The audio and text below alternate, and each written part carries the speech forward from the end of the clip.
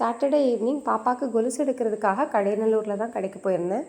அவளுக்கு ஒரு 6 மந்த்துங்கும்போது கொலுசு எடுத்து போட்டிருந்தேன். அது வந்து அறுந்து போச்சு. ஸோ இப்போ ஈது வேறு வரதுனால புதுசாகவே எடுத்துடலான்றதுக்காக கடைக்கு போயிருந்தேன். பழைய கொலுசை கழட்ட வரல எனக்கு, அதனால் கடையிலேயே கழட்டலான்னு சொல்லி போயிருந்தேன். பயங்கர ரகலை, அழுது அடம் பிடிச்சி கழட்டவே விடலை. ஒரு வழியாக காலை பிடிச்சி இழுத்து தான் கஷ்டப்பட்டு தான் கழட்டினாங்க. லாஸ்ட் டைம் எடுக்கும்போது நிறையா சலங்கை வச்சு எடுக்கலை, ஏன்னா அவளுக்கு கால் அழுத்துமோ, ஏன்னா நடக்காமல் இருந்தால் ஸோ கால் அழுத்துமோ என்னவோன்னுட்டு சலங்கை வச்சு எடுக்கலை. இந்த தடவை சலங்கை வச்சு எடுக்கணும்னு ரொம்ப ஆசை. ஆனால் இந்த தடவை ரேட்டும் ரொம்பவே ஜாஸ்தி ஆயிடுச்சு. அழுத பிள்ளை சிரிச்சிச்சா மாதிரி அந்த கொலுசை கையில் கொடுத்தோன்னா பயங்கர ஹாப்பி. அதை வச்சு ஆட்டி ஆட்டி பார்த்துட்டு சந்தோஷமாக சிரிச்சிட்டு இருந்தா.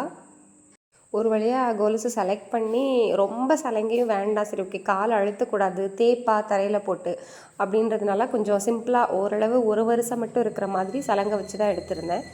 கொலுசை கழட்டும் போது இருந்த அழுகை மாதிரி போடுறதுக்கும் பயங்கர அழுகை. அவளுக்கு வந்து பயம், என்னமோ பண்ணுறாங்க அப்படின்ற மாதிரி ஒரு வழியாக போட்டு, ஏன்னா டைட் பண்ணணும் இல்லையா, வெளியில் போவா நடப்பா. ஸோ நம்மனா அடிக்கடி பார்த்துட்டும் இருக்க முடியாதுன்றதுனால அங்கேயே டைட் பண்ண சொல்லிட்டேன். ஒரு வழியாக போட்டு முடித்து சமாதானம் பண்ணி வீட்டுக்கு வந்தால் நடந்து நடந்து பார்த்துட்டே இருந்தா.